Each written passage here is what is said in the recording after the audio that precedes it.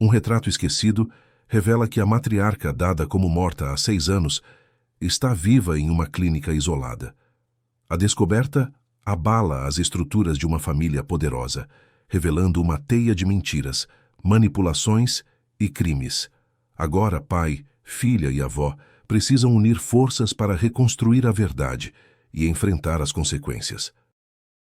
Se esta história te interessou, não se esqueça de se inscrever no nosso canal e diga-nos de que cidade você está assistindo. Continuando. A manhã chegou envolta em neblina, como costumava acontecer naquela época do ano em Poços de Caldas. As montanhas que cercavam a fazenda Santa Helena pareciam guardiãs silenciosas de segredos antigos, testemunhas mudas de histórias que o tempo insistia em esconder. O outono mineiro pintava as árvores com tons de dourado e ocre, enquanto o frio úmido penetrava pelas janelas centenárias da mansão, trazendo consigo o perfume adocicado dos jasmins que cresciam selvagens nos jardins. Marina desembarcou do ônibus intermunicipal com uma pequena mala de rodinhas e uma mochila surrada nas costas. Seus 30 anos carregavam a marca de quem conhecia o peso da luta diária, mas seus olhos castanhos ainda brilhavam com aquela curiosidade característica de quem não desistia de acreditar que dias melhores viriam. Ela observou a placa discreta na entrada da propriedade, com letras em ferro forjado que anunciavam o nome da fazenda. Uma propriedade imponente, cercada por muros de pedra cobertos de era, portões de madeira maciça e uma alameda de eucaliptos que conduzia à casa principal. Ajeitou a alça da mochila no ombro e começou a subir a alameda, sentindo o rangido das folhas secas sob seus tênis gastos. Havia conseguido aquele trabalho temporário por indicação de uma antiga colega da clínica onde trabalhara até 3 semanas atrás. A oferta era simples: ajudar na organização de uma grande festa de aniversário que a família Tavares realizaria em 2 semanas. Não era o tipo de trabalho que Marina costumava fazer, mas depois de meses desempregada, qualquer oportunidade era bem-vinda. A mansão surgiu diante dela como uma construção de outro tempo. 3 andares de arquitetura colonial, com varandas amplas, janelas de madeira pintadas de branco e telhas de barro que pareciam contar histórias de gerações. Ao redor da casa, jardins cuidadosamente planejados exibiam roseiras, canteiros de hortênsias e aqueles jasmins cujo perfume tomava conta de tudo. Marina respirou fundo, preparando-se para conhecer os patrões. Foi recebida por seu Antônio, o mordomo da casa, um homem de aproximadamente 60 anos, cabelos grisalhos penteados com esmero e um terno escuro impecavelmente passado. Ele tinha o porte elegante de quem dedicara a vida inteira ao serviço de uma única família, mas seus olhos cansados revelavam algo mais, uma espécie de tristeza antiga que ele tentava esconder atrás de sorrisos educados. «Marina, seja bem-vinda à Fazenda Santa Helena», ele disse, estendendo a mão para ajudá-la com a mala. «A senhora Verônica a espera no escritório. Deixe que eu a conduzo».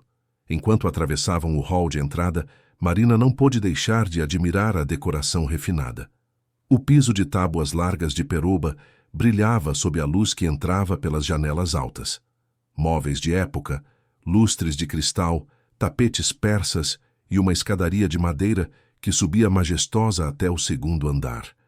Mas o que realmente chamou sua atenção foi a galeria de retratos que decorava uma das paredes laterais. Fotografias e pinturas de diferentes épocas mostravam a história da família Tavares. Homens de bigodes fartos, mulheres de vestidos longos, crianças sorridentes em jardins floridos. Marina caminhava devagar, observando cada imagem com a curiosidade natural de quem gostava de histórias. Foi então que seus olhos se fixaram em um retrato específico, uma pintura a óleo emoldurada em madeira trabalhada. A mulher do quadro tinha por volta de 50 anos, cabelos castanhos presos em um coque elegante, olhos expressivos e um sorriso sereno que contrastava com a postura ereta e formal. Ela usava um vestido azul marinho e estava sentada, em frente a um piano de cauda, as mãos delicadamente posicionadas sobre as teclas, como se estivesse prestes a tocar uma melodia. Marina sentiu o sangue gelar nas veias. Conhecia aquele rosto. Não podia ser. mas era. O coração disparou no peito enquanto tentava processar o que estava vendo. Seu Antônio percebeu que ela havia parado e voltou alguns passos. Aquela é Dona Helena Tavares, a matriarca da família, ele explicou com reverência na voz. Faleceu há 6 anos. Uma mulher extraordinária dedicou a vida inteira a esta fazenda e à família. Marina abriu a boca para falar, mas as palavras não saíram. Como podia contar ao mordomo que aquela mulher supostamente falecida estava viva, que ela mesma cuidara dela durante 3 meses na Clínica Repouso das Acácias, uma instituição particular de reabilitação em Campinas, onde trabalhara como auxiliar de enfermagem até ser demitida por cortes no orçamento. Ela é muito bonita, Marina conseguiu dizer, a voz saindo trêmula. O senhor a conheceu bem? Servi a família durante 40 anos, respondeu seu Antônio, e o peso de uma dor antiga apareceu em seu rosto. Dona Helena era como uma mãe para mim. Sua partida deixou um vazio que nunca foi preenchido. Marina engoliu em seco. Precisava ter certeza antes de dizer qualquer coisa. Talvez estivesse enganada, talvez fosse apenas uma semelhança impressionante. Mas no fundo, sabia que não era. Aqueles olhos, aquele formato do rosto, o jeito como o cabelo caía sobre a testa, tudo correspondia perfeitamente à senhora que ela conhecera na clínica. A paciente do quarto 15, uma mulher idosa diagnosticada com demência avançada, mas que em momentos de lucidez falava sobre jasmins, sobre uma fazenda nas montanhas, sobre um filho que nunca a visitava. Seu Antônio a conduziu pelo corredor até uma porta envidraçada que dava para um escritório espaçoso. Sentada atrás de uma escrivaninha de jacarandá estava Verônica Tavares, uma mulher de 45 anos, cabelos loiros cuidadosamente escovados, maquiagem impecável e um conjunto de alfaiataria bege que gritava sofisticação. Ela ergueu os olhos dos papéis que examinava e fixou Marina com um olhar frio, calculista. Você deve ser a Marina, disse Verônica, sem se levantar ou oferecer a mão. Espero que esteja preparada para trabalhar duro. Esta festa é um evento importante para a família e não aceito deslizes. Sim, senhora. Estou aqui para ajudar no que for necessário, Marina respondeu, sentindo-se pequena diante daquela mulher que emanava poder e controle. Verônica passou os 15 minutos seguintes explicando as tarefas que Marina deveria executar. Organizar a lista de convidados, verificar o cardápio com a empresa de buffet, coordenar a decoração do salão de festas, supervisionar a limpeza geral da casa. Era trabalho para 3 pessoas, mas Marina apenas assentiu, anotando tudo em um caderninho surrado que tirara da mochila. Seu Antônio a levou até o quarto que ocuparia no anexo dos empregados, uma construção menor nos fundos da propriedade. O cômodo era simples, mas limpo, com uma cama de solteiro, um guarda-roupa de pinho e uma janela que dava para os jardins. Marina colocou sua mala no chão e sentou-se na beirada da cama, ainda processando o choque da descoberta. Precisava conversar com alguém. Mas com quem? Não conhecia ninguém ali. Não tinha certeza de nada. E acusar a família de esconder uma mulher viva declarada como morta era algo extremamente sério. Decidiu que precisava de mais informações antes de tomar qualquer atitude. Nos dias seguintes, Marina mergulhou no trabalho. A mansão fervilhava com os preparativos da festa, e ela se viu envolvida em uma rotina intensa de tarefas. Mas sempre que podia, voltava à galeria de retratos no hall de entrada e observava o quadro de Dona Helena. Não havia dúvida. Era a mesma mulher. Durante as refeições que fazia na cozinha com os outros funcionários, Marina tentava coletar informações discretamente.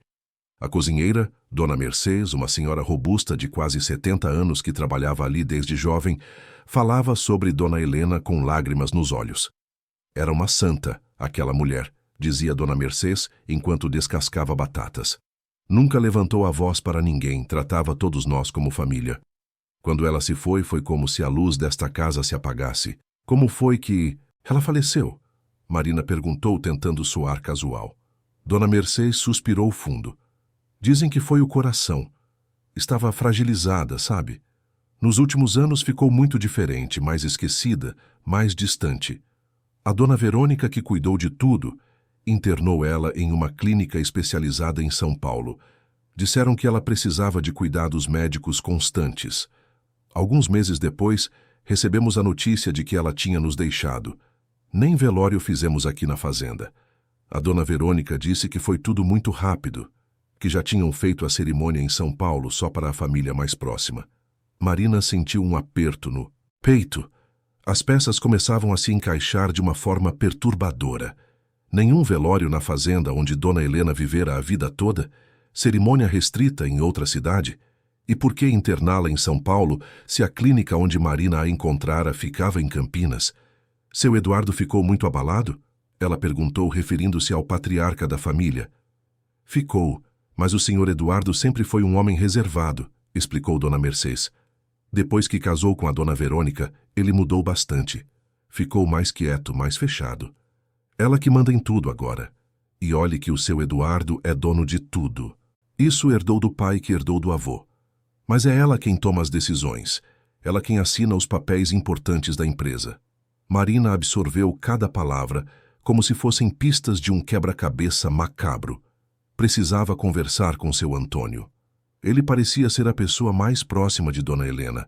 Talvez pudesse confirmar suas suspeitas, ou pelo menos ouvi-la sem julgamentos precipitados. A oportunidade surgiu 3 dias depois, quando Marina encontrou o mordomo sozinho na biblioteca, organizando livros em uma estante antiga. A tarde caía lá fora, e a luz dourada do fim de dia entrava pelas janelas, criando uma atmosfera quase mágica no ambiente repleto de volumes encadernados em couro. Seu Antônio, posso falar com o senhor? Marina começou, a voz baixa e hesitante. O mordomo virou-se, percebendo a seriedade no tom dela. Claro, Marina. O que aconteceu?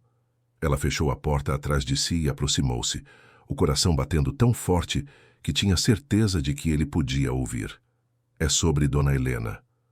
O rosto de seu Antônio se contraiu em uma expressão de tristeza. O que tem ela? Marina respirou fundo, reunindo coragem. Eu a vi. O mordomo franziu a testa, confuso. Como assim, viu? Viu em sonho? Não, seu Antônio.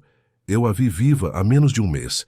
O livro que ele segurava escorregou de suas mãos e caiu no chão com um baque surdo. O que você está dizendo? Marina relatou tudo. A clínica em Campinas, a paciente do quarto 15, o diagnóstico de demência. Os momentos de lucidez em que a senhora falava sobre jasmins e uma fazenda nas montanhas. Descreveu detalhes físicos que só alguém que convivera com a mulher poderia saber, uma pequena marca de nascença no pescoço. O jeito como ela mexia as mãos como se estivesse tocando piano mesmo, sem instrumento algum por perto. A forma como pronunciava o nome Eduardo com ternura e saudade. Seu Antônio tinha empalidecido. Ele se deixou cair em uma poltrona, o rosto entre as mãos, o corpo trêmulo. Meu Deus, ele sussurrou. Meu Deus do céu. O senhor acredita em mim? Marina perguntou, ajoelhando-se ao lado da poltrona. Ele ergueu os olhos e havia lágrimas ali. Eu sempre soube que havia algo errado. Sempre soube. A forma como tudo aconteceu foi estranha demais. Dona Helena estava bem e, de repente, começou a ficar confusa, desorientada. Foi tudo muito rápido. E depois, quando a Dona Verônica disse que ela precisava ser internada, o seu Eduardo nem questionou. Ele parecia outro homem, apático, concordando com tudo que a esposa dizia. Por que ele não a visitou na clínica? Marina indagou. Seu Antônio enxugou os olhos com um lenço que tirou do bolso. A Dona Verônica disse que os médicos recomendavam o mínimo de visitas, que era melhor para a estabilidade emocional da Dona Helena. E alguns meses depois veio a notícia da morte. Mas não houve corpo, não houve velório aqui, insistiu Marina. Como ninguém questionou isso? O mordomo fechou os olhos com força. Nós questionamos, eu questionei. Mas a Dona Verônica é muito convincente. Ela mostrou papéis, certidões, atestados médicos. Disse que a Dona Helena havia pedido para ser cremada, que era um desejo antigo dela. O seu Eduardo assinou tudo. Ele estava devastado, não questionava nada. Marina sentiu a gravidade da situação pesar sobre seus ombros. Se Dona Helena estava viva, se fora declarada morta fraudulentamente, então havia um crime sendo cometido. Mas quem acreditaria nela, uma funcionária temporária sem provas concretas, contra uma família poderosa e influente? Seu Antônio, o senhor precisa contar isso ao seu Eduardo, ela disse com firmeza. O mordomo assentiu devagar. Sim, ele precisa saber. Mas temos que ter cuidado. A dona Verônica não pode desconfiar de nada até termos certeza absoluta. Se ela descobrir que estamos investigando, não sei do que ela seria capaz. Naquela noite, Marina mal conseguiu dormir. Ficou deitada na cama estreita, olhando para o teto, ouvindo os sons noturnos da fazenda. O vento nas árvores, o canto distante de um curió, o farfalhar das folhas secas. Pensou na senhora que conhecera na clínica, naquela mulher fragilizada, mas digna, que nos momentos de lucidez segurava sua mão e dizia: meu filho, meu menino, onde está meu menino? Marina não sabia ao certo o que aconteceria a seguir, mas uma coisa era certa, não podia ficar em silêncio. Não quando uma mulher inocente estava sendo mantida longe de sua casa, de sua família, de sua vida, sob alegações falsas. Não quando a verdade estava ali, escondida atrás de certidões forjadas e mentiras bem construídas. 2 dias depois, seu Antônio encontrou o momento certo para conversar com Eduardo Tavares. O patriarca estava sozinho no escritório, revisando documentos da empresa de agronegócio que a família possuía. Era um homem de 55 anos, cabelos grisalhos, ombros largos que pareciam carregar o peso de responsabilidades imensas. Tinha o rosto marcado por rugas de expressão, mas seus olhos azuis, que um dia devem ter sido vibrantes, agora pareciam apagados, distantes. Seu Eduardo, preciso falar com o senhor sobre um assunto delicado. O mordomo começou, fechando a porta do escritório. Eduardo ergueu os olhos dos papéis, percebendo a tensão na voz de seu Antônio. Do que se trata? O mordomo respirou fundo e começou a relatar tudo o que Marina lhe contara.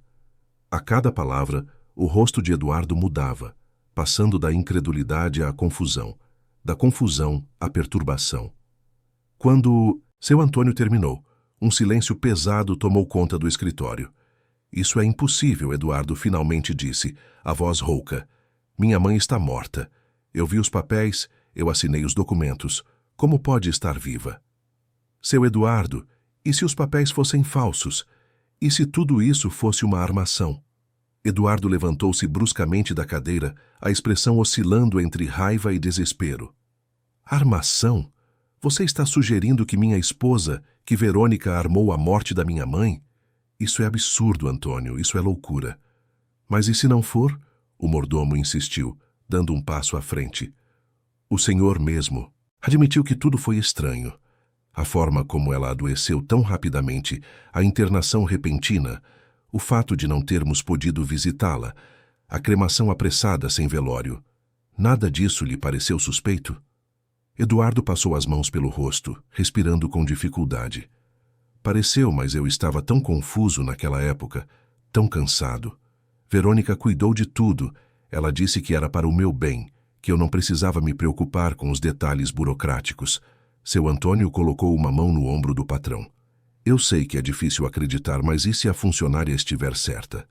E se sua mãe estiver viva e precisando de ajuda? O senhor não gostaria de ter certeza? Eduardo ficou em silêncio por longos minutos, o conflito interno estampado em seu rosto. Finalmente, assentiu. Onde é essa clínica? Campinas. Clínica Repouso das Acácias. Então vou até lá. Eduardo decidiu, a determinação voltando à sua voz. Vou descobrir a verdade, seja ela qual for. Mas naquela noite, durante o jantar, Verônica percebeu que algo estava diferente. Eduardo estava inquieto, mexia na comida sem comer, evitava seu olhar. Ela era uma mulher perspicaz, treinada para detectar qualquer mudança no comportamento das pessoas ao seu redor. Afinal, era assim, que mantinha controle sobre tudo e todos. Você está bem? Ela perguntou, a voz suave, mas com uma ponta de desconfiança. Estou apenas cansado, Eduardo respondeu, ainda sem encará-la. Verônica não insistiu, mas seus olhos se estreitaram. Algo estava acontecendo, e ela precisava descobrir o quê. Naquela madrugada, enquanto Eduardo dormia sob efeito do remédio que ela disfarçava em seu vinho todas as noites, Verônica vasculhou o escritório dele. Encontrou anotações sobre a clínica, o endereço rabiscado em um pedaço de papel. Um sorriso frio curvou seus lábios. Então era isso. Alguém estava fazendo perguntas. Alguém estava desenterrando o passado que ela havia enterrado com tanto cuidado. Mas Verônica Tavares não chegara onde estava sendo ingênua. Ela sabia exatamente como lidar com ameaças. Pegou o telefone celular e discou um número conhecido. A ligação foi atendida no terceiro toque. Precisamos conversar, ela disse, a voz baixa, mas firme. Temos um problema. Do outro lado da linha, uma voz masculina respondeu com a mesma frieza. Estarei aí amanhã. Verônica desligou e olhou pela janela do escritório, observando os jardins mergulhados na escuridão da noite. Os jasmins continuavam a exalar seu perfume característico, mas para ela não havia beleza naquilo. Havia apenas o cheiro de um segredo que ameaçava vir à tona, e ela faria o que fosse necessário para mantê-lo enterrado. Enquanto isso, no quarto do anexo, Marina também estava acordada. Sentia que havia iniciado algo muito maior do que imaginava, algo que poderia mudar o destino daquela família para sempre. Fechou os olhos e sussurrou uma prece silenciosa, pedindo coragem para enfrentar o que viria pela frente.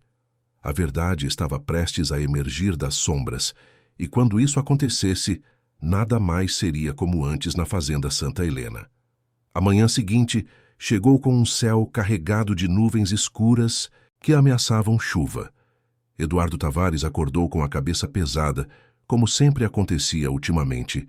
Aquela sensação de torpor que o acompanhava desde que acordava até a hora de dormir, como se estivesse vivendo a vida através de uma névoa espessa. Mas naquela manhã, algo era diferente. A conversa com seu Antônio havia plantado uma semente de dúvida que começava a germinar em seu peito. Levantou-se da cama com cuidado para não acordar Verônica, que ainda dormia ao seu lado, o rosto sereno e os cabelos loiros espalhados sobre o travesseiro de seda. Observou-a por um momento, aquela mulher com quem era casado há 18 anos, mãe de sua única filha, a pessoa que havia assumido o controle de sua vida quando ele mais precisava de apoio. Ou seria controle mesmo? Pela primeira vez em anos, Eduardo permitiu-se questionar. Vestiu-se em silêncio e desceu até a cozinha, onde Dona Mercês já preparava o café da manhã. O aroma de pão fresco e café coado invadiu suas narinas, trazendo uma pontada de nostalgia. Sua mãe costumava fazer o café da manhã nos domingos. Insistia em preparar tudo pessoalmente, mesmo tendo funcionários para isso. Dizia que cozinhar era um ato de amor, e ela amava aquela família acima de tudo. Bom dia, seu Eduardo. Dona Mercês o cumprimentou com o sorriso caloroso de sempre. Café quentinho como o senhor gosta. Obrigado, Mercês, ele respondeu, sentando-se à mesa da cozinha, algo que não fazia há anos. Verônica insistia que refeições deviam ser feitas na sala de jantar formal, com a mesa posta adequadamente. Mas naquela manhã, Eduardo sentia necessidade de proximidade, de calor humano, de algo real em meio a tanta incerteza. Dona Mercês serviu-lhe uma xícara de café e observou-o com atenção. O senhor está bem? Parece preocupado. Eduardo tomou um gole do café amargo. Mercês, você se lembra de como era minha mãe? Quero dizer, antes de ficar doente. A cozinheira sentou-se em frente a ele, limpando as mãos no avental. Lembro como se fosse ontem. Dona Helena era uma mulher cheia de vida, ativa, interessada em tudo. Cuidava pessoalmente das roseiras, tocava piano todas as tardes, visitava os trabalhadores da fazenda para saber se precisavam de algo. Era impossível não amá-la. E quando ela começou a mudar, Eduardo perguntou, a voz carregada de uma dor antiga. Foi depois daquele dia em que ela e a dona Verônica tiveram uma discussão séria. No escritório, Dona Mercês recordou franzindo a testa. Nunca soubemos do que se tratava, mas depois daquilo, Dona Helena ficou diferente. Mais calada, mais distante. Algumas semanas depois, começou a ter aqueles lapsos de memória. Foi tudo muito rápido. Eduardo sentiu o estômago se apertar. Que discussão foi essa? Por que ele não se lembrava? Por que havia tantas lacunas em sua memória daquele período? Antes que pudesse fazer mais perguntas, Verônica apareceu na porta da cozinha, vestida com um robe de seda branca. Os cabelos presos em um coque. Seus olhos verdes brilharam com uma pontada de desaprovação ao ver o marido na cozinha. Eduardo, o que está fazendo aqui? Pensei que você estivesse no escritório, ela disse, mantendo o tom educado, mas firme. Estava conversando com a Mercedes, ele respondeu, sem se levantar, recordando os velhos tempos. Verônica aproximou-se e colocou uma mão possessiva em seu ombro. Que saudosismo! Mas você tem reunião com os fornecedores às 9, lembra? É melhor se preparar. Eduardo olhou para o relógio na parede. Eram apenas 7 da manhã. Cancelei a reunião. Preciso resolver um assunto pessoal hoje. O rosto de Verônica se enrijeceu por uma fração de segundo, mas ela rapidamente recompôs a expressão. Assunto pessoal. Algo que eu deva saber? Não, ele disse, levantando-se e encarando-a nos olhos. É algo que preciso fazer sozinho. Houve uma troca de olhares tensa entre eles. Verônica sorriu, mas o sorriso não alcançou seus olhos. Como quiser, querido. Só não se esqueça de tomar seu remédio. Você sabe como fica quando esquece. Eduardo assentiu e saiu da cozinha, subindo as escadas em direção ao quarto. O remédio. Aquele maldito remédio que tomava há anos para a ansiedade, prescrito por um médico que Verônica havia escolhido. Será que realmente precisava daquilo? Ou seria mais uma peça do quebra-cabeça que ele estava começando a montar? Enquanto se trocava, ouviu batidas leves na porta. Era Júlia, sua filha de 17 anos, uma jovem bonita, cabelos castanhos longos como os da avó, olhos azuis herdados dele e uma inteligência afiada que às vezes o assustava. Pai, posso entrar? Ela perguntou, espreitando pela porta entreaberta. Claro, filha. Entre. Júlia fechou a porta atrás de si e aproximou-se. Havia algo de determinado em sua expressão. Ouvi a mãe falando ao telefone ontem à noite. Ela parecia nervosa, falando sobre alguém que estava fazendo perguntas. Eduardo parou de amarrar a gravata e olhou para a filha. Você ouviu o que ela disse? Não tudo, mas ela mencionou a clínica. Pai, que clínica é essa? Ele suspirou, debatendo-se internamente sobre quanto deveria contar à filha. Júlia era jovem, mas não era ingênua. Ela merecia saber a verdade, ou pelo menos parte dela. É sobre sua avó, ele começou, escolhendo as palavras com cuidado. Pode ser que as coisas não tenham acontecido exatamente como nos contaram. Os olhos de Júlia se arregalaram. O que você quer dizer? A vovó não morreu? Eu não sei, Júlia. É isso que vou descobrir hoje. Mas preciso que você fique aqui e não comente nada com sua mãe. Pode fazer isso por mim? A jovem assentiu, mas havia medo em seus olhos. Pai, tenha cuidado. A mãe pode ser muito perigosa quando se sente ameaçada. Aquelas palavras ecoaram na mente de Eduardo, enquanto dirigia pela estrada que levava a Campinas. Sua própria filha tinha medo de Verônica. Como ele havia sido tão cego por tanto tempo? Como permitira que as coisas chegassem a esse ponto? A viagem levou cerca de 3 horas. Durante todo o percurso, Eduardo tentou preparar-se mentalmente para o que poderia encontrar. E se Marina estivesse certa? E se sua mãe estivesse viva, trancafiada em uma clínica, acreditando ter sido abandonada por ele? A culpa que sentia era quase sufocante. A clínica Repouso das Acácias ficava em um terreno isolado nos arredores de Campinas, cercada por muros altos e portões de ferro. A fachada era imponente, com ares de instituição cara e exclusiva. Eduardo estacionou o carro e caminhou até a recepção, o coração batendo forte no peito. Uma recepcionista jovem o recebeu com um sorriso profissional. Boa tarde. Em que posso ajudá-lo? Vim ver uma paciente, ele disse, a voz firme apesar do nervosismo. Helena Tavares. A moça consultou o computador, os dedos deslizando pelo teclado. Sinto muito, senhor, mas não temos nenhuma paciente registrada com esse nome. Eduardo sentiu uma pontada de desapontamento, mas insistiu. Ela pode estar registrada com outro nome. É uma senhora de 75 anos, cabelos grisalhos, aproximadamente 1,60 m de altura. A recepcionista pareceu desconfortável. Senhor, eu não posso fornecer informações sobre nossos pacientes sem autorização. É uma questão de privacidade. Antes que Eduardo pudesse responder, uma porta lateral se abriu e um homem de jaleco branco apareceu. Era alto, por volta dos 50 anos, cabelos escuros penteados para trás e um ar de autoridade que imediatamente deixou Eduardo em alerta. Posso ajudá-lo? O homem perguntou, aproximando-se. Sou o Dr. Augusto Ferreira, diretor desta clínica. Eduardo estendeu a mão, que foi apertada com força calculada. Meu nome é Eduardo Tavares. Estou procurando por minha mãe, Helena Tavares. Tenho motivos para acreditar que ela possa estar internada aqui. O rosto do médico permaneceu impassível. Senhor Tavares, como já foi explicado, não podemos confirmar ou negar a presença de pacientes sem documentação apropriada. Se o senhor quiser agendar uma consulta através dos canais adequados, ficaremos felizes em atendê-lo. Minha mãe foi declarada morta há 6 anos, Eduardo disse, a voz subindo um tom. Mas tenho razões para acreditar que isso pode ter sido um erro, ou pior, uma fraude.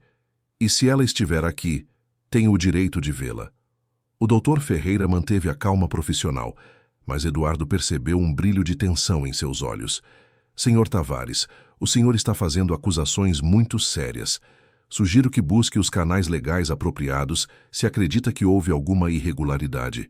Agora, se me der licença, tenho pacientes para atender. Ele começou a se afastar, mas Eduardo segurou seu braço. Por favor, eu só preciso saber se ela está aqui. É minha mãe. O médico soltou o braço bruscamente. Segurança, por favor, acompanhe este cavalheiro até a saída. 2 guardas se aproximaram e Eduardo percebeu que não adiantaria insistir naquele momento. Saiu da clínica com o sangue fervendo nas veias, mas também com uma certeza crescente. Algo estava muito errado ali. A reação do Dr. Ferreira foi excessivamente defensiva para alguém que simplesmente estava seguindo protocolos de privacidade. Sentou-se no carro tentando decidir o próximo passo, quando notou uma mulher de hábito religioso saindo por uma porta lateral da clínica. Era uma freira. Devia ter uns 60 anos, rosto bondoso marcado por rugas de expressão. Ela carregava uma sacola de compras e caminhava em direção a um ponto de ônibus próximo. Eduardo saiu do carro e aproximou-se dela. Com licença, irmã. Posso falar com a senhora por um momento? A freira virou-se surpresa. Sim, meu filho. O que deseja? Meu nome é Eduardo Tavares. Estou procurando por minha mãe. Acredito que ela possa estar internada na clínica onde a senhora trabalha. A mulher olhou ao redor, certificando-se de que ninguém estava ouvindo. Sou a irmã Beatriz. Trabalho lá há 15 anos cuidando dos pacientes mais idosos. Como é sua mãe? Eduardo descreveu Dona Helena detalhadamente, cada característica física, cada peculiaridade.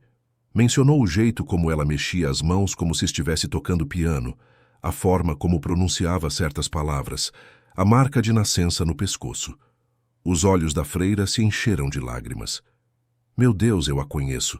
É a senhora do quarto 15. Mas ela está registrada com outro nome, Maria das Dores Santos. Disseram que não tem família, que foi abandonada. Ela está viva? Eduardo perguntou, a voz quebrando. Minha mãe está viva. Irmã Beatriz assentiu, as lágrimas escorrendo livremente agora. Está sim, meu filho, e está lúcida na maior parte do tempo. Sempre fala de um filho, de uma fazenda, de jasmins. Dizem que ela tem demência, mas eu sempre soube que havia algo de errado com aquele diagnóstico. Eduardo sentiu os joelhos fraquejarem. Precisou se apoiar no poste do ponto de ônibus para não cair. Sua mãe estava viva, viva e sozinha, acreditando ter sido abandonada por ele. Preciso vê-la, ele disse, desesperado. A senhora pode me ajudar? A freira hesitou, olhando novamente para a clínica. É muito arriscado. O Dr. Ferreira controla tudo lá dentro, mas há um horário em que ele não está, aos sábados de manhã. Ele viaja para São Paulo para uma reunião semanal. Se o senhor vier neste sábado, por volta das 10 horas, posso levá-lo até ela pela entrada dos fundos. Eduardo segurou as mãos da freira com gratidão. Muito obrigado, irmã. A senhora não sabe o quanto isso significa para mim. Só uma coisa, Sr. Eduardo, ela acrescentou, o rosto sério. Seja forte. Sua mãe está frágil, mas ainda tem o espírito firme. Ela vai precisar de você agora mais do que nunca. No caminho de volta para Poços de Caldas, Eduardo mal conseguia processar tudo o que havia descoberto. Sua mãe estava viva.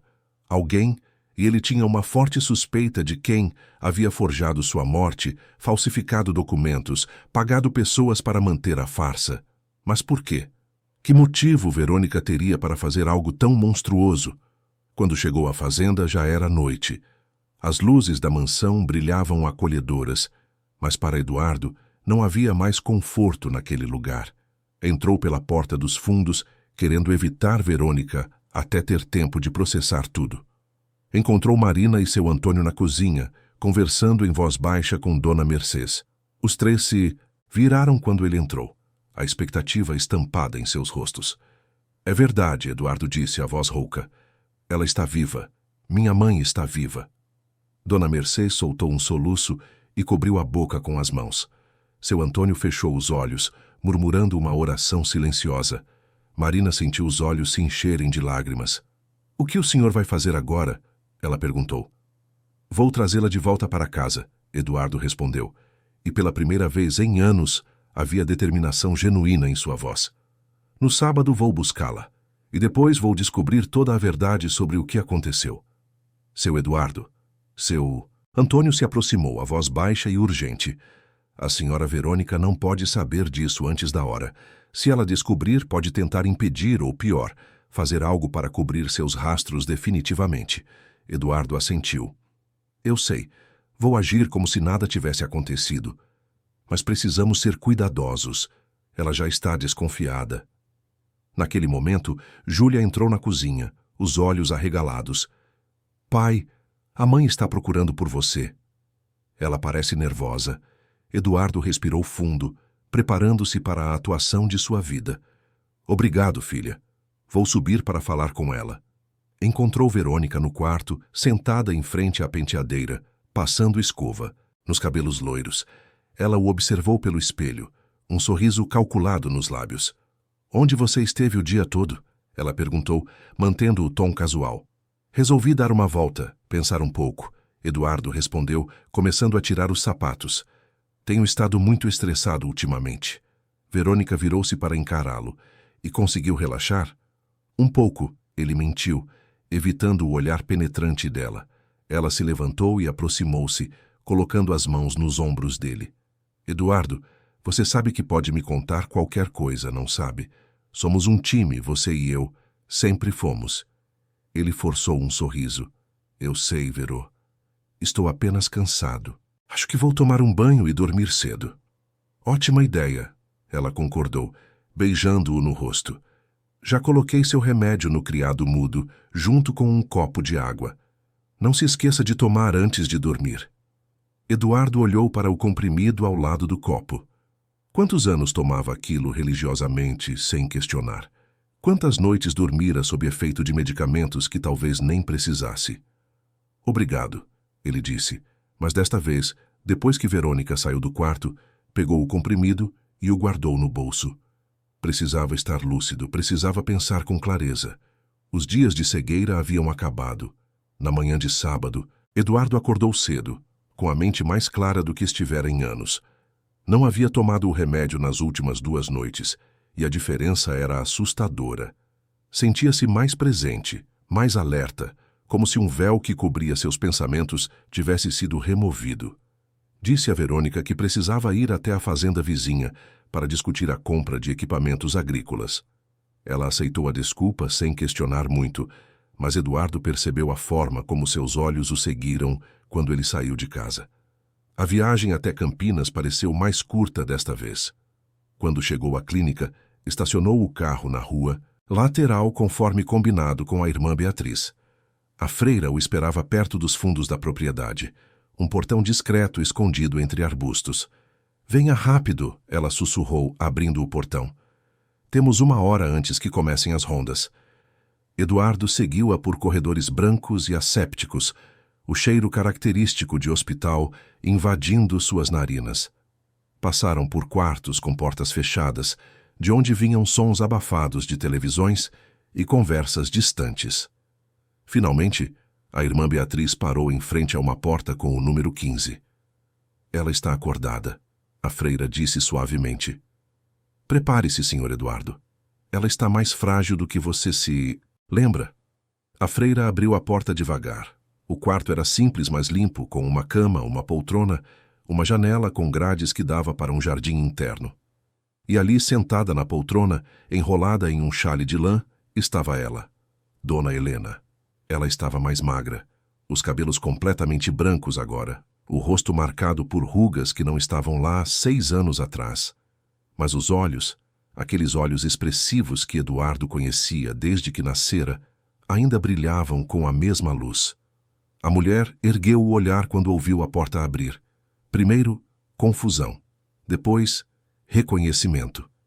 E, finalmente, uma expressão de pura incredulidade. Eduardo? Ela sussurrou a voz trêmula. Meu filho? Ele atravessou o quarto em 3 passadas longas e ajoelhou-se ao lado da poltrona, segurando as mãos frágeis da mãe. Sim, mãe. Sou eu. Estou aqui. Lágrimas começaram a escorrer pelo rosto enrugado de Dona Helena. Eu achei que você nunca viria. Achei que tinha me esquecido. Nunca, mãe. Nunca, Eduardo disse, sua própria voz quebrando. Eu não sabia. Disseram que você tinha morrido. Eu juro. Eu não sabia que você estava aqui. Dona Helena levantou uma mão trêmula e tocou o rosto do filho, como se precisasse ter certeza de que era real. Ela me trouxe aqui, você sabe, sua esposa. Ela disse que era para o meu bem que eu estava doente. Mas eu não estava doente, Eduardo. Eu descobri algo terrível, e ela precisava me silenciar. O que você descobriu, mãe? Os olhos de Dona Helena se encheram de dor e raiva. Os papéis, as contas, o dinheiro. Ela estava roubando da empresa, desviando fundos há anos. Eu encontrei as provas e a confrontei. No dia seguinte, comecei a me sentir estranha, confusa. E depois acordei aqui. Eduardo sentiu a raiva crescer dentro dele como uma onda. Tudo fazia sentido agora. Verônica não havia apenas falsificado a morte de sua mãe. Ela havia envenenado a própria sogra para fazê-la parecer demente, para ter uma desculpa para interná-la e silenciá-la definitivamente. Eu vou tirar você daqui, mãe, ele prometeu, segurando as mãos dela com firmeza. Vou levar você de volta para casa, para a fazenda, para os jasmins. E vou fazer justiça. Dona Helena sorriu através das lágrimas. Meu menino corajoso. Sempre soube que você voltaria para mim. Sempre soube. Irmã Beatriz aproximou-se, colocando uma mão no ombro de Eduardo. Precisamos nos apressar, senhor Eduardo. O doutor Ferreira pode voltar a qualquer momento. Eduardo ajudou a mãe a se levantar. Ela estava frágil. Precisou se apoiar nele para caminhar, mas havia determinação em seus olhos. Eles saíram do quarto, caminhando rápido, mas cuidadosamente pelos corredores. O coração de Eduardo batia forte, esperando a qualquer momento ouvir vozes de alarme, passos correndo atrás deles. Mas chegaram ao portão dos fundos sem incidentes. Eduardo ajudou a mãe a entrar no carro, cobrindo-a com um cobertor que havia trazido. Virou-se para agradecer à irmã Beatriz, que já havia se tornado uma aliada inestimável. A senhora fez uma coisa muito corajosa, irmã. Não tenho palavras para agradecer. A freira sorriu, os olhos úmidos. Apenas cuide dela, senhor Eduardo, e traga a verdade à luz. Há muitas outras almas perdidas naquela clínica que merecem justiça também. Durante a viagem de volta, Dona Helena dormiu a maior parte do tempo, exausta pela emoção e pelo esforço. Eduardo dirigia em silêncio, a mente fervilhando com planos. Precisava proteger sua mãe. Precisava garantir que Verônica não pudesse fazer mais mal a ninguém. Mas como? Ela era inteligente, preparada, tinha conexões. Enfrentá-la seria como enfrentar uma cobra venenosa. Um movimento errado poderia ser fatal. Quando chegaram à fazenda, o sol já começava a se pôr. Eduardo entrou pela estrada de serviço, querendo evitar a casa principal por enquanto. Levou a mãe diretamente para a casa de hóspedes, uma construção menor nos fundos da propriedade que ficara fechada por anos. Seu Antônio os esperava lá, tendo preparado o quarto com lençóis limpos, flores frescas e tudo o que uma senhora idosa precisaria. Quando viu Dona Helena, o mordomo não conseguiu conter as lágrimas. "Minha senhora", ele disse, ajoelhando-se para beijar a mão dela, "graças a Deus a senhora está em casa. Antônio, meu velho amigo, Dona..." Helena disse com ternura. Como senti sua falta. Marina também estava lá, ajudando a preparar tudo. Quando viu a senhora que cuidara na clínica, sentiu uma onda de alívio e alegria. Dona Helena a reconheceu imediatamente. "Marina, minha menina, você foi a única que foi gentil comigo naquele lugar terrível. Obrigada por trazer meu filho de volta para mim." Aquela noite, enquanto Dona Helena descansava na casa de hóspedes sob os cuidados da irmã Beatriz, que havia decidido acompanhá-los, Eduardo preparava-se para o confronto inevitável. Verônica perceberia sua ausência, faria perguntas. E quando descobrisse o que ele havia feito, não. Haveria volta. Mas desta vez Eduardo estava pronto. Pela primeira vez em anos, sentia-se verdadeiramente acordado, verdadeiramente vivo. E não descansaria até que toda a verdade viesse à tona e sua mãe recebesse a justiça que merecia. A tempestade estava prestes a chegar à fazenda Santa Helena, e quando viesse, varria para longe todas as mentiras que haviam envenenado aquela família por tanto tempo. Júlia Tavares nunca havia sido uma jovem de aceitar respostas prontas. Desde pequena, questionava tudo, buscava entender o porquê de cada coisa. Essa característica que sua mãe sempre tentara suprimir, chamando de rebeldia, era, na verdade, uma inteligência aguçada herdada da avó que ela mal conhecera. Naquela manhã de domingo, enquanto seus pais se preparavam para o café da manhã, Júlia percebeu algo diferente no ar. Havia uma tensão palpável na casa, um silêncio pesado que ia além do usual. Observou o pai, notando como ele parecia mais alerta, mais presente, e observou a mãe, percebendo o jeito como Verônica o vigiava com olhos estreitos, calculistas. Depois do café, quando Verônica saiu para atender uma ligação no escritório, Júlia seguiu o pai até a biblioteca. "Eduardo, querido, venha cá. Preciso falar com você sobre algo importante." "Para a festa." "Pai, o que está acontecendo?" Júlia sussurrou, fechando a porta atrás de si. Eduardo olhou para a filha, debatendo-se sobre quanto deveria revelar, mas viu nos olhos azuis dela a mesma determinação que via nos da própria mãe, e soube que Júlia merecia saber a verdade. "Sua avó está viva", ele disse simplesmente, observando a reação da jovem. Júlia ficou pálida, as pernas fraquejando. Precisou se apoiar na mesa de leitura. "Como? Onde?" Eduardo contou tudo em voz baixa e rápida. A descoberta de Marina, a visita à clínica, o reencontro com Dona Helena. A cada palavra, via o rosto da filha passar da incredulidade à raiva, da raiva à determinação. "A mãe fez isso?" Júlia perguntou, a voz trêmula, mas firme. "Ela escondeu a vovó todos esses anos e nos fez acreditar que ela estava morta?" "Parece que sim. E há mais. Sua avó disse que descobriu desvios financeiros, que sua mãe estava roubando da empresa. Foi por isso que ela a silenciou." Júlia cerrou os punhos, as unhas cravando nas palmas das mãos. "Onde está a vovó agora?" "Na casa de hóspedes. Está segura, mas frágil. Júlia, preciso que você seja forte agora. Preciso da sua ajuda para encontrar as provas do que sua mãe fez." Os olhos da jovem brilharam com determinação. "Diga o que preciso fazer." Eduardo explicou que precisavam de evidências concretas antes de envolver a polícia. Documentos, registros bancários, qualquer coisa que provasse o desvio de fundos e a conspiração para internar falsamente Dona Helena. Mas onde procurar? Verônica era meticulosa, cuidadosa. Não deixaria rastros óbvios. "Ela guarda tudo no computador do escritório", Júlia disse, pensativa. "Sempre foi obcecada por ter tudo digitalizado. Diz que é mais seguro que papéis que não podem ser roubados ou queimados. Mas ela protege aquele computador como se fosse ouro." "Você sabe a senha?" Eduardo perguntou. Júlia mordeu o lábio. "Não, mas posso tentar descobrir. Sei que ela usa datas importantes.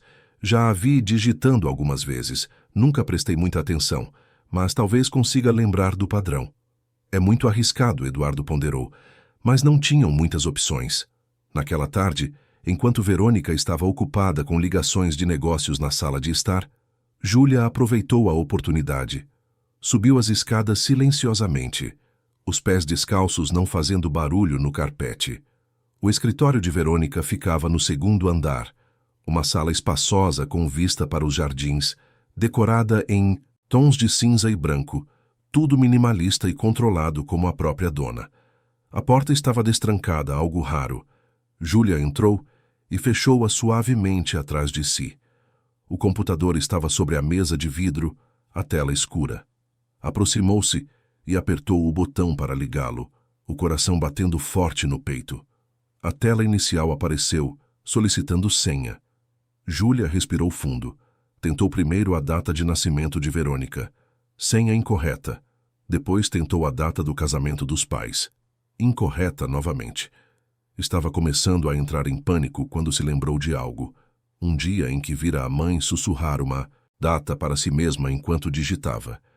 Era uma data que sempre parecera estranha para Júlia, porque não correspondia a nenhum aniversário ou evento familiar que ela conhecesse. Digitou os números, o mês e o ano. O computador desbloqueou. Júlia soltou o ar que nem percebera estar segurando. Estava dentro. Agora onde procurar? Abriu a pasta de documentos, encontrando centenas de arquivos organizados meticulosamente por categorias. Contratos, relatórios financeiros, correspondências, auditorias. Foi na pasta chamada Pessoal que encontrou algo que chamou sua atenção. Um arquivo intitulado HT. Clicou nele e começou a ler.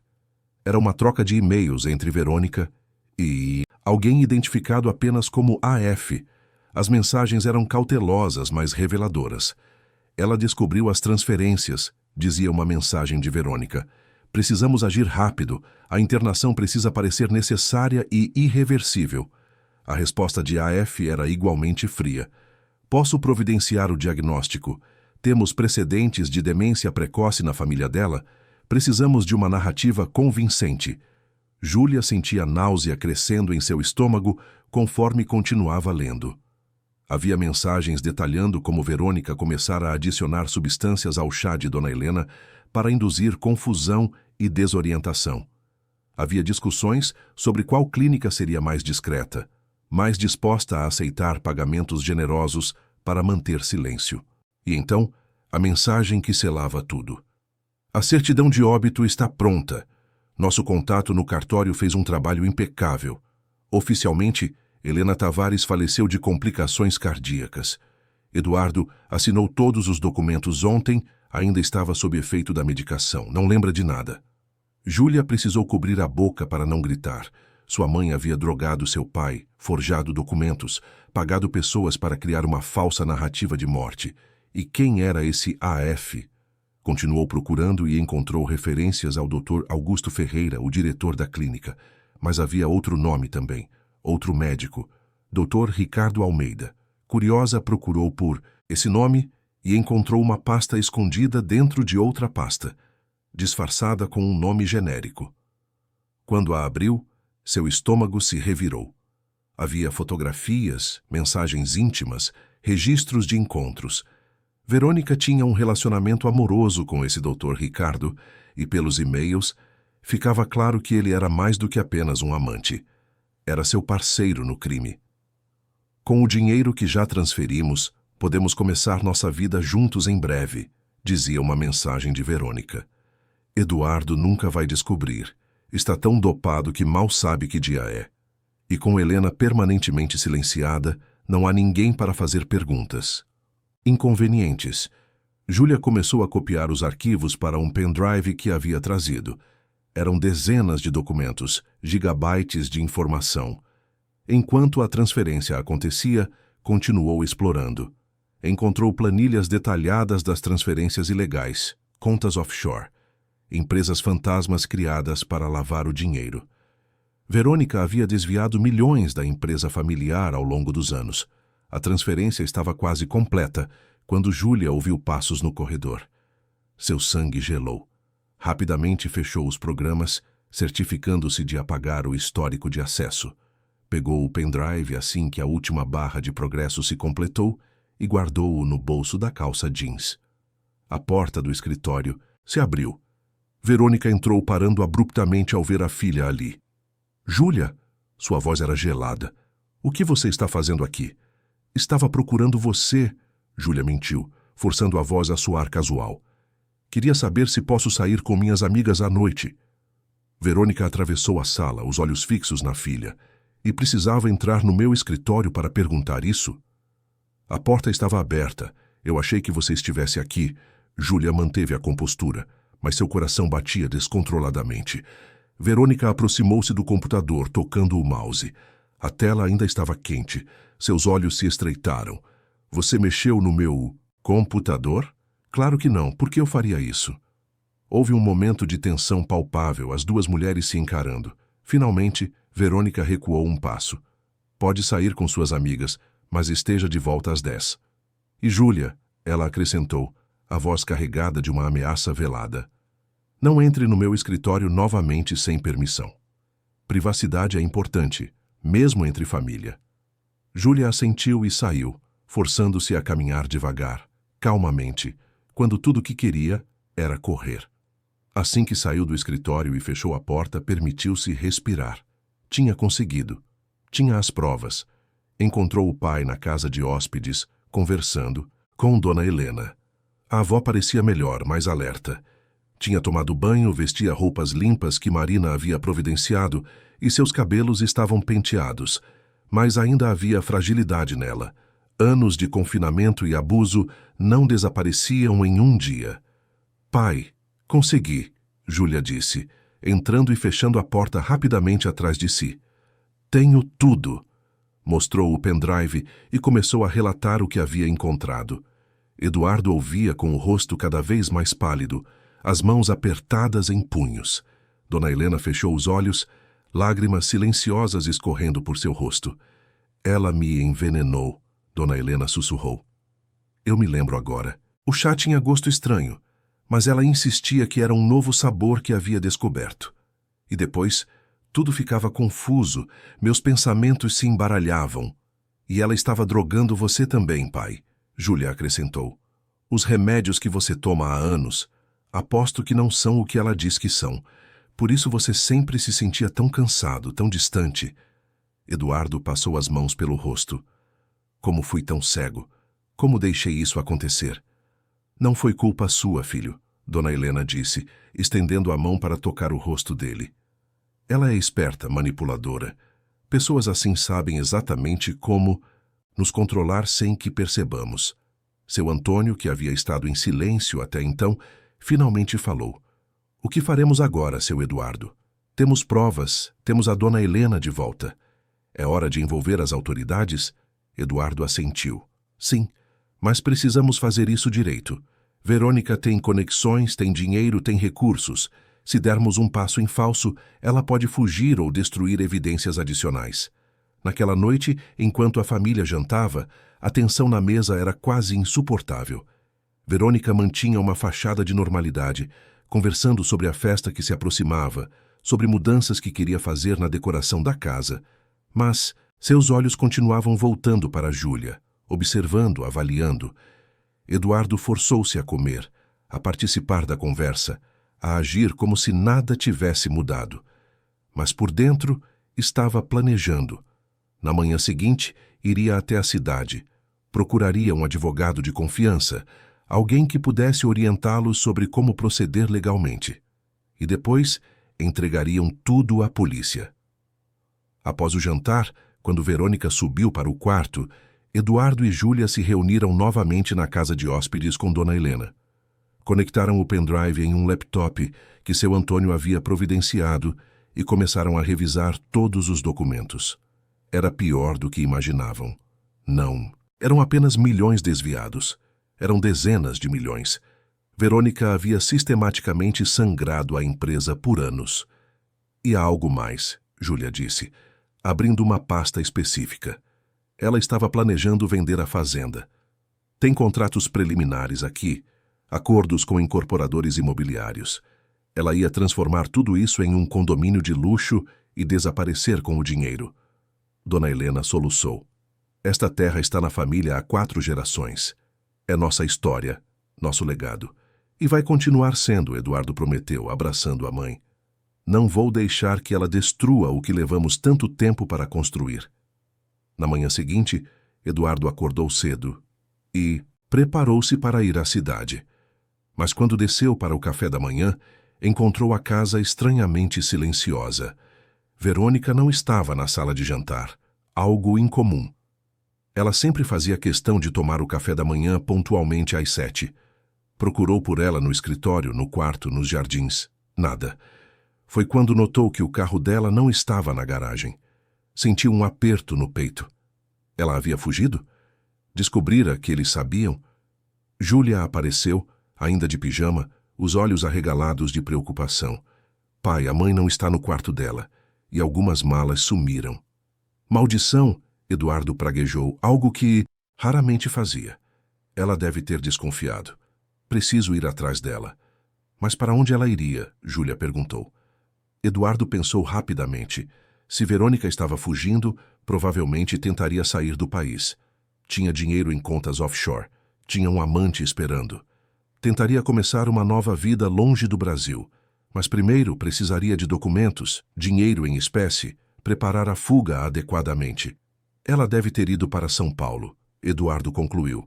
É de lá que consegue acesso internacional mais fácil. Tenho que avisá-la às autoridades antes que embarque em um voo. Seu Antônio entrou na sala correndo, segurando um telefone. Seu Eduardo, ligação da clínica em Campinas. A irmã Beatriz está na linha, diz que é urgente. Eduardo atendeu, o coração acelerado. Irmã, o que aconteceu?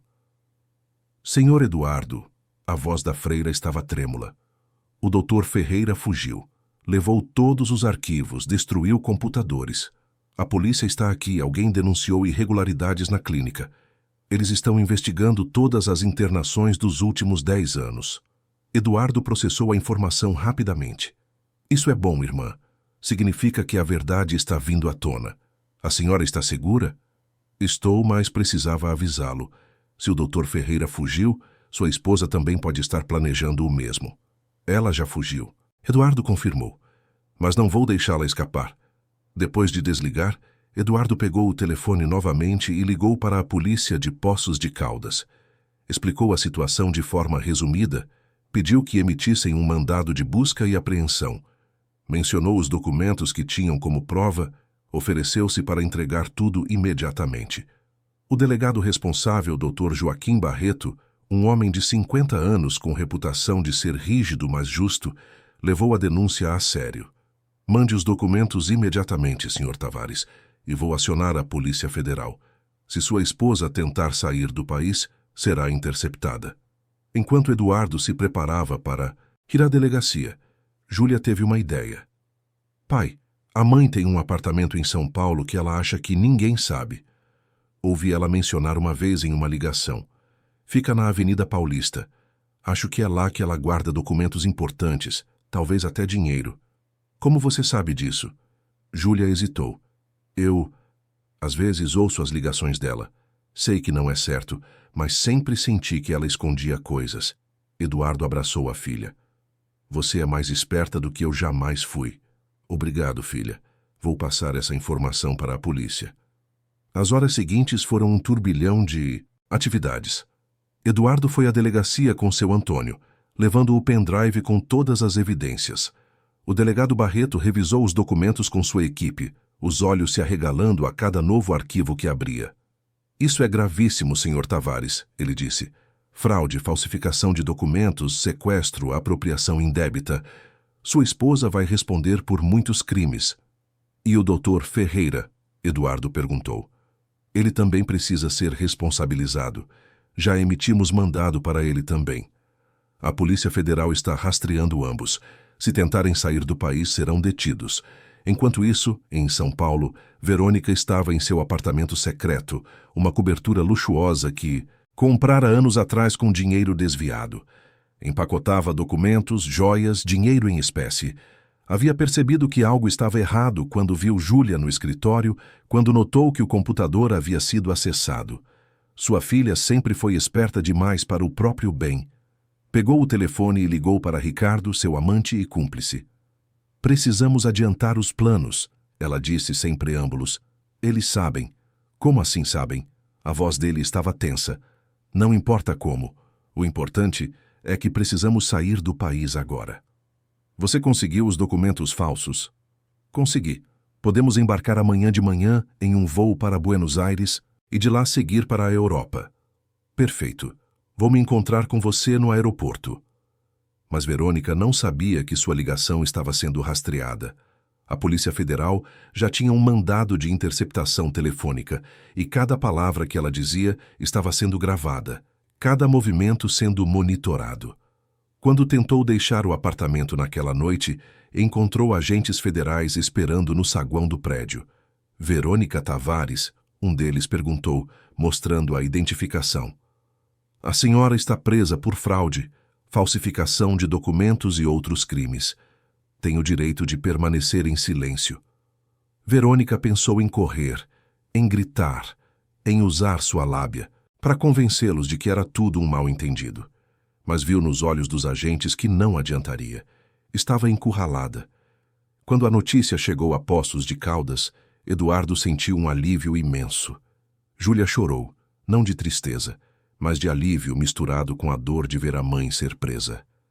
Dona Helena simplesmente fechou os olhos e agradeceu aos céus por a verdade finalmente ter vindo à luz. A fazenda Santa Helena, que por tanto tempo vivera sob a sombra de mentiras e manipulação, finalmente podia começar a respirar novamente, mas a jornada para a cura estava apenas começando. Os meses que se seguiram à prisão de Verônica foram de intensa transformação para a família Tavares. A fazenda Santa Helena, que por tanto tempo vivera sob uma atmosfera de controle e mentiras, começava finalmente a respirar o ar da verdade. Dona Helena foi oficialmente declarada viva pela justiça. Os documentos falsos que atestavam sua morte foram anulados e um processo criminal foi aberto contra todos os envolvidos na fraude. A clínica Repouso das Acácias foi fechada pelas autoridades após uma investigação que revelou dezenas de casos semelhantes ao de Dona Helena. Pessoas internadas contra a vontade, diagnósticos falsos, famílias enganadas. O Dr. Augusto Ferreira foi preso tentando embarcar para o Paraguai, e Dr. Ricardo Almeida, o amante de Verônica, foi capturado em um hotel de luxo em Buenos Aires. A matriarca passou as primeiras semanas de volta em casa, se recuperando física e emocionalmente. Os anos de confinamento haviam cobrado seu preço, mas Dona Helena tinha uma força interior que surpreendeu a todos, com o apoio da irmã Beatriz, que aceitou o convite de Eduardo para permanecer na fazenda como enfermeira particular e companheira de sua mãe. A idosa começou a reconquistar sua dignidade e sua alegria de viver. Marina também foi convidada a ficar. Seu contrato temporário tornou-se permanente, não mais como funcionária da festa que nunca aconteceu, mas como parte essencial da família que havia ajudado a salvar. Ela se tornou assistente pessoal de Dona Helena, ajudando-a nas tarefas diárias e tornando-se uma amiga próxima. Eduardo, livre das substâncias que Verônica havia administrado secretamente em seus remédios durante anos, parecia um homem renascido. A névoa que turvava seus pensamentos havia se dissipado, e ele finalmente conseguia ver com clareza o quanto havia perdido de sua própria vida. A empresa familiar exigiu uma reestruturação completa. Uma auditoria revelou a extensão dos desvios financeiros, e Eduardo trabalhou incansavelmente para recuperar o que podia e reconstruir a reputação da companhia. Júlia amadureceu anos em questão de meses. A jovem que havia sido corajosa o suficiente para desafiar a mãe e buscar a verdade, tornou-se uma força motriz na recuperação da família. Ela passou a frequentar as reuniões da empresa, aprendendo sobre o negócio familiar, mostrando uma aptidão natural para a liderança que impressionava até os executivos mais experientes. Um sábado pela manhã, 4 meses após a prisão de Verônica, a família se reuniu na sala de estar. Dona Helena estava sentada em sua poltrona favorita, perto da janela que dava para os jardins onde os jasmins floresciam abundantemente. Havia recuperado peso, seus cabelos brancos estavam bem cuidados e o brilho voltara aos seus olhos. Eduardo e Júlia sentaram-se próximos a ela, enquanto a irmã Beatriz, Marina, seu Antônio e Dona Mercês também se juntaram ao grupo. Tenho uma proposta para fazer a todos vocês, Dona Helena começou, a voz firme e clara. O que aconteceu comigo não foi um caso isolado. Há milhares de pessoas Brasil afora, especialmente idosos, que sofrem abusos semelhantes. São internados contra a vontade, diagnosticados falsamente, separados de suas famílias. Quero usar minha experiência, meus recursos e esta propriedade para criar algo que possa ajudá-los. Eduardo inclinou-se para a frente, interessado. O que você tem em mente, mãe?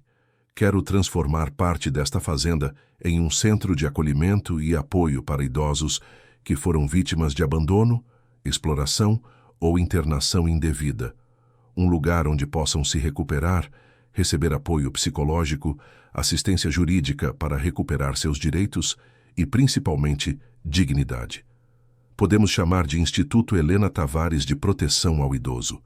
Júlia sentiu os olhos se encherem de lágrimas. Vovó, isso é maravilhoso. Eu quero ajudar, quero estar envolvida em cada etapa desse projeto. E eu vou financiar tudo o que for necessário, Eduardo acrescentou, segurando a mão da mãe. É o mínimo que posso fazer depois de ter falhado em protegê-la quando você mais precisava. Dona Helena apertou a mão do filho. Você não falhou, Eduardo. Foi vítima tanto quanto eu.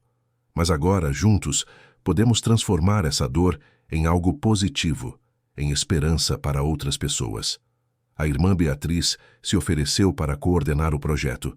Tinha experiência com cuidados de idosos, conhecia as dificuldades que enfrentavam e, mais importante, tinha o coração dedicado a servir. Marina seria sua assistente e Júlia assumiria a parte administrativa e de divulgação do Instituto. Nas semanas seguintes, o projeto ganhou forma. A ala oeste da mansão, que ficara fechada por anos, foi reformada e adaptada para receber os primeiros residentes. Quartos espaçosos e confortáveis foram preparados, uma sala de convivência foi criada e os jardins foram ampliados para incluir áreas de terapia ocupacional. O piano de cauda de Dona Helena, que estivera coberto por um pano durante os anos de sua ausência, foi restaurado e colocado na sala principal do Instituto. A música voltara à casa. Enquanto tudo isso acontecia, o processo criminal contra Verônica avançava. O julgamento foi marcado para 6 meses após sua prisão. Eduardo sabia que teria que enfrentá-la novamente, teria que testemunhar, reviver toda a traição e a dor. Mas estava preparado. A verdade precisava ser dita. Uma semana antes do julgamento, Eduardo recebeu uma visita inesperada de um advogado. O homem de meia idade, terno escuro e expressão séria, trazia uma carta. Senhor Tavares, sou o advogado de sua esposa, ele começou. Ela me pediu para entregar isso pessoalmente ao senhor. É uma carta que escreveu na prisão. Eduardo pegou o envelope, sentindo seu peso simbólico. Parte dele não queria ler, não queria dar a Verônica a oportunidade de tentar manipulá-lo mais uma vez. Mas havia outra parte, talvez ingênua, que precisava entender. Precisava saber por quê. Depois que o advogado saiu, Eduardo sentou-se sozinho em seu escritório e abriu a carta. A caligrafia elegante de Verônica cobria 3 páginas de papel amarelado. Eduardo, sei que não tenho o direito de pedir seu perdão. Sei que o que fiz é imperdoável aos olhos de qualquer pessoa com um mínimo de decência. Mas preciso que você saiba a verdade, não a versão que os advogados vão apresentar no tribunal, mas a verdade real, aquela que mora no coração. Quando nos conhecemos, eu tinha 23 anos e você tinha 34. Era pobre, sem família, sem futuro. Você era o herdeiro de um império, bonito, gentil, tudo que uma moça poderia sonhar. Quando você me escolheu, pensei que era um milagre. Mas logo descobri que milagres têm preço. Sua mãe nunca me aceitou de verdade. Era educada, cordial, mas eu via em seus olhos que não era boa o suficiente para o filho dela. Eu era a estranha, a outsider que tinha sorte demais por estar ali. E talvez ela estivesse certa. Talvez eu realmente não merecesse você ou esta vida, mas me acostumei com o luxo, com o poder, com a segurança que o dinheiro traz. E quando Júlia nasceu, jurei para mim mesma que minha filha nunca passaria pelas dificuldades que passei, que ela teria tudo sempre. Comecei pequeno, pequenos desvios aqui e ali, valores que ninguém notaria. Mas o dinheiro é como uma droga. Quanto mais você tem, mais quer. E eu queria muito. Queria a certeza de que nunca mais seria a menina pobre dependendo da caridade alheia. Quando sua mãe descobriu, entrei em pânico. Helena me confrontou uma tarde, mostrou as planilhas, as transferências. Disse que ia contar para você, que ia me denunciar. Eu implorei, chorei, mas ela foi inflexível. Disse que eu havia traído a confiança da família e que teria que enfrentar as consequências. Foi quando conheci Ricardo. Ele era médico da clínica onde levei sua mãe para uma consulta de rotina. Conversamos, ele percebeu meu desespero e me ofereceu uma solução. Podíamos interná-la, declará-la incompetente, fazer parecer que estava perdendo a razão. Seria temporário, apenas até eu conseguir cobrir os rastros, arrumar as contas. Mas temporário se tornou permanente. E você, Eduardo, estava tão cansado, tão sobrecarregado. Foi fácil convencê-lo de que os remédios eram necessários, que eram para seu bem. A cada dia, você ficava mais distante, mais maleável. Eu tinha controle total, e isso me dava uma sensação de poder que nunca havia experimentado. Não me orgulho do que fiz, não espero que entenda ou perdoe, mas quero que saiba que, apesar de tudo, houve amor. No começo, antes que a ambição e o medo consumissem tudo, eu realmente o amava. E Júlia, nossa filha linda e inteligente, ela sempre foi genuína. Cada momento com ela foi real. Vou pagar por meus crimes, sei disso, e talvez seja o que mereço. Mas antes de tudo acabar, precisava que você soubesse que nem tudo foi mentira. Houve momentos verdadeiros entre nós, momentos que guardo com carinho mesmo agora. Cuide de Júlia. Ela é melhor que eu jamais fui. Tem seu coração gentil e a inteligência de sua mãe. Vai fazer grandes coisas. Verônica. Eduardo dobrou a carta lentamente, guardando-a na gaveta da escrivaninha. Havia lágrimas em seus olhos, não de perdão, mas de luto pelo que poderia ter sido e nunca foi. Sim, talvez tivesse havido amor no início. Mas amor verdadeiro não destrói, não manipula, não trai. E o que Verônica fizera fora exatamente isso. No dia do julgamento, a sala do tribunal estava lotada. O caso havia chamado a atenção nacional, tornando-se símbolo da vulnerabilidade dos idosos e dos abusos que sofriam. Dona Helena estava presente, sentada na primeira fila ao lado de Eduardo e Júlia. Vestia um terno azul marinho elegante, os cabelos impecavelmente arrumados, o porte digno de quem havia sobrevivido ao pior e emergia mais forte. Quando Verônica entrou, algemada e escoltada por guardas, houve um silêncio tenso na sala. Ela olhou para a família que um dia fora sua. Seu olhar encontrou o de Júlia, e por um breve momento houve dor genuína em seus olhos. Júlia desviou o olhar, as lágrimas escorrendo silenciosamente por seu rosto. Amava a mãe, mas não podia perdoar o que ela fizera. O julgamento durou 3 dias. Testemunhas foram chamadas, provas foram apresentadas. A história completa foi revelada em detalhes dolorosos. O advogado de defesa tentou argumentar que Verônica sofria de distúrbios psicológicos, que as circunstâncias de sua infância difícil explicavam suas ações. Mas a promotoria foi implacável, mostrando a premeditação, o planejamento meticuloso, a frieza com que cada crime fora executado. Eduardo foi chamado para testemunhar. Subiu ao estrado com as pernas trêmulas, mas a voz firme. Contou sobre os anos de manipulação, sobre como fora lentamente drogado e controlado, sobre a perda de sua mãe e os anos de luto por alguém que estava viva. Falou também sobre Júlia, sobre como a filha fora corajosa o suficiente para buscar a verdade, mesmo sabendo que isso destruiria a família que conhecia.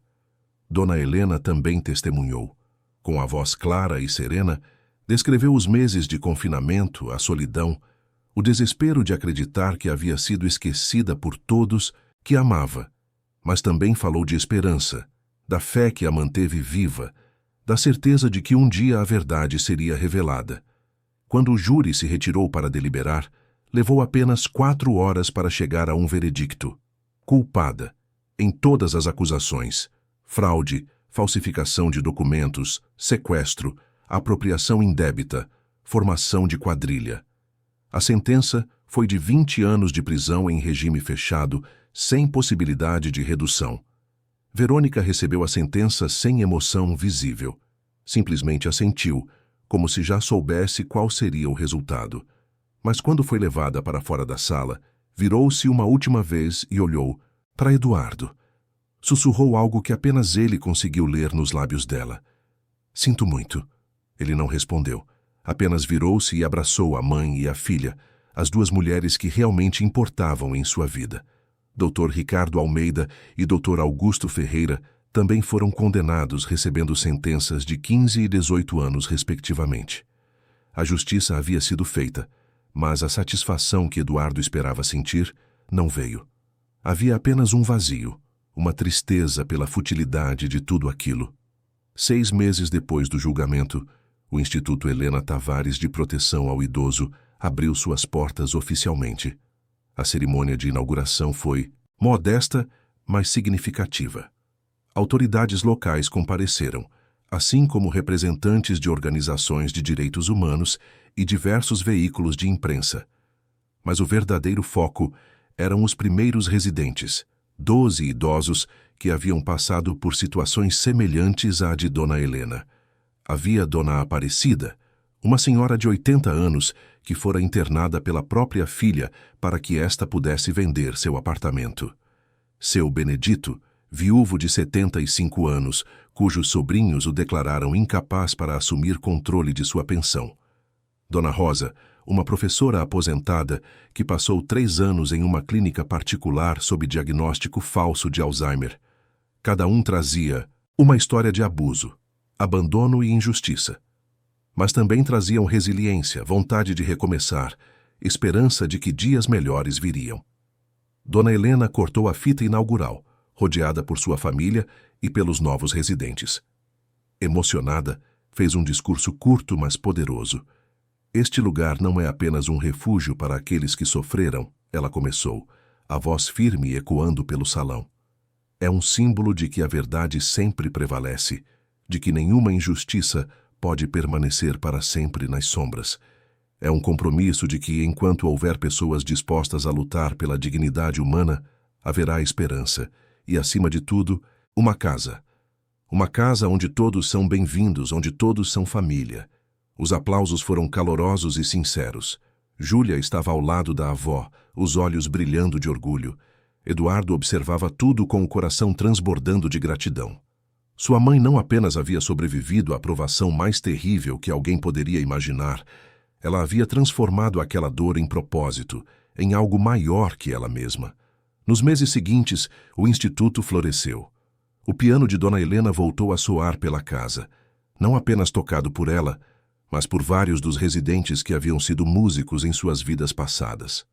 Os Litos e Jardins, cuidados por todos sob a orientação de um paisagista profissional, tornaram-se um espetáculo de cores e aromas, e os jasmins, aqueles jasmins perfumados que sempre haviam sido a marca da fazenda Santa Helena, floresceram mais abundantes do que nunca. Júlia decidiu adiar a faculdade por 1 ano para se dedicar integralmente ao instituto. Descobriu uma paixão pelo trabalho social, pela defesa de causas justas, pela sensação de fazer diferença real na vida das pessoas. Eduardo apoiou a decisão, reconhecendo que a filha precisava daquele tempo para processar tudo o que havia acontecido e para descobrir quem realmente era, longe da sombra de Verônica. A empresa familiar também se recuperou. Com gestão transparente e ética restaurada, novos investidores apareceram, novos contratos foram fechados. Eduardo implementou políticas rigorosas de auditoria e compliance, garantindo que o que acontecera sob o comando de Verônica jamais pudesse se repetir. Mas também tomou uma decisão importante: reduziu sua carga de trabalho pela metade, delegando mais responsabilidades a executivos de confiança. Queria tempo para estar com sua mãe, com sua filha, para recuperar os anos que havia perdido em uma névoa induzida quimicamente. Uma tarde de sábado, quase um ano após os eventos que mudaram tudo, Eduardo encontrou Júlia sentada no jardim observando o pôr do sol. Aproximou-se e sentou-se ao lado dela na grama macia. "Em que está pensando?" ele perguntou suavemente. Júlia ficou em silêncio por um momento antes de responder. Estava pensando na mãe. Sei que o que ela fez foi terrível, imperdoável, mas às vezes sinto falta dela, da mãe que eu pensava que ela era antes de descobrir a verdade. Eduardo colocou o braço ao redor dos ombros da filha. É normal sentir isso. Ela era sua mãe, independente de suas falhas e crimes. Você pode lamentar a perda da relação que tinham sem perdoar o que ela fez. As duas coisas podem coexistir. Você a perdoou? Júlia perguntou, virando-se para encará-lo. Eduardo pensou cuidadosamente antes de responder. Não no sentido tradicional. Não posso perdoar o que ela fez com minha mãe, com nossa família. Mas estou tentando deixar ir a raiva, o ressentimento. Segurá-los só me machuca mais. Então estou escolhendo seguir em frente, não por ela, mas por mim, por você, por vovó. Júlia apoiou a cabeça no ombro do pai. Acho que ainda vou levar tempo para chegar lá. E está tudo bem. Não há cronograma para a cura, filha. Naquele momento, Dona Helena apareceu, caminhando devagar, mas com firmeza pelo jardim. Aos 76 anos, depois de tudo que passara, ainda irradiava uma dignidade serena. Aproximou-se dos dois e sentou-se na grama com eles, algo que nunca fizera em seus anos de senhora refinada e formal. Olhem para este lugar, ela disse, fazendo um gesto amplo com a mão. Quantas histórias estas terras viram? Quantas gerações cresceram aqui, amaram aqui, sofreram aqui? E ainda assim, continua de pé, continua florescendo. É isso que somos, resistentes, capazes de florescer mesmo após as tempestades mais terríveis. Eduardo segurou a mão da mãe. Você é a pessoa mais forte que conheço, mãe. Não sou forte, filho. Apenas recuso-me a deixar que o mal vença. E vocês dois, ela olhou de Eduardo para Júlia, são minha maior prova de que valeu a pena resistir. Vocês são meu legado verdadeiro. Não esta terra, não o dinheiro, vocês.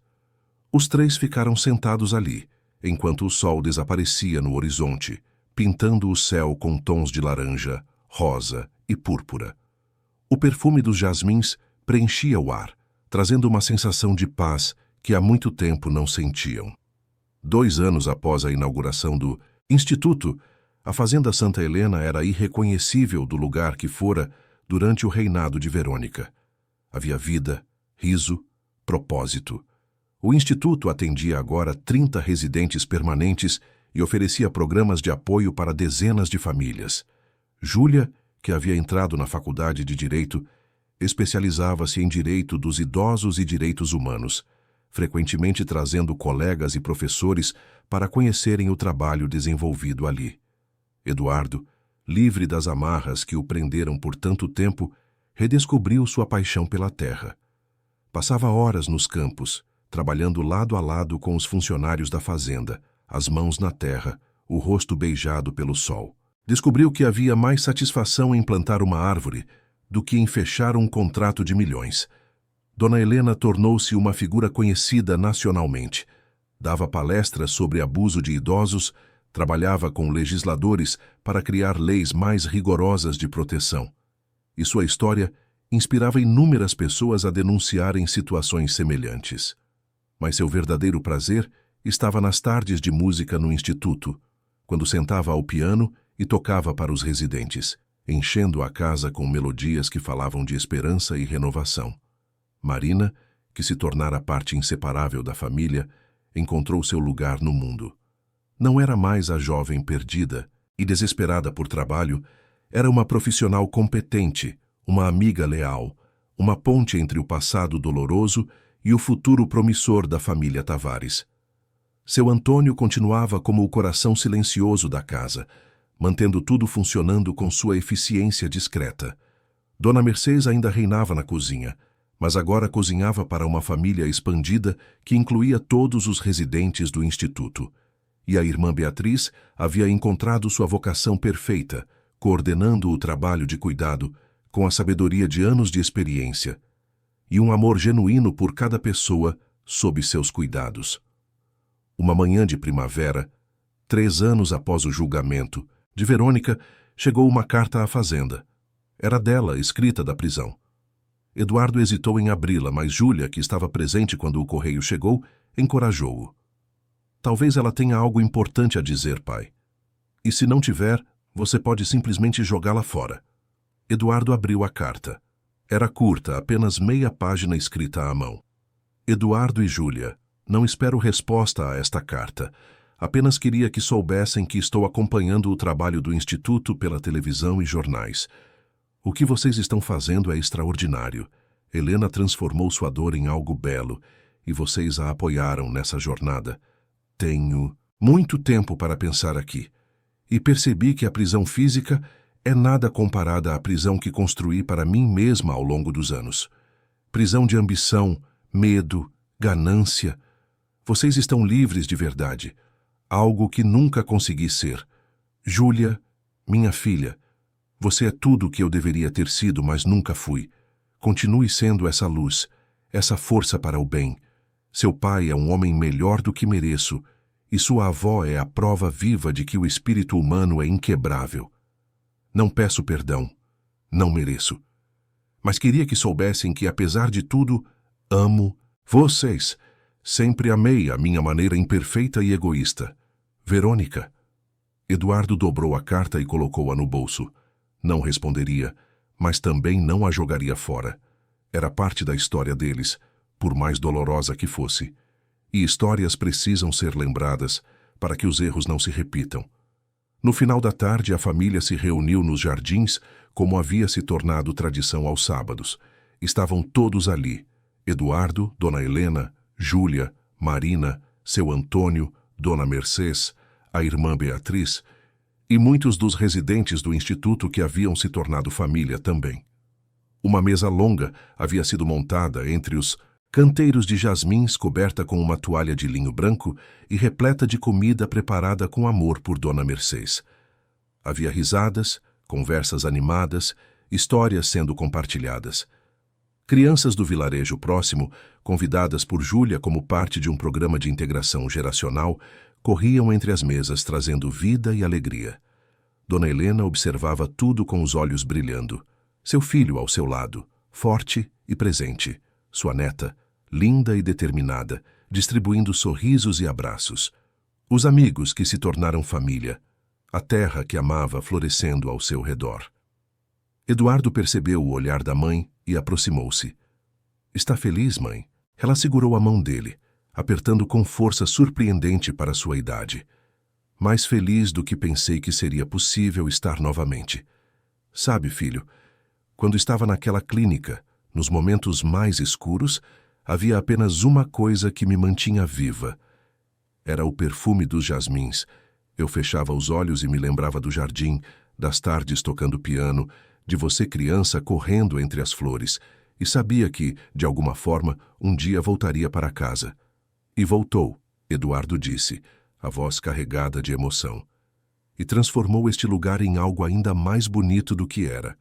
Não fui eu, sozinha.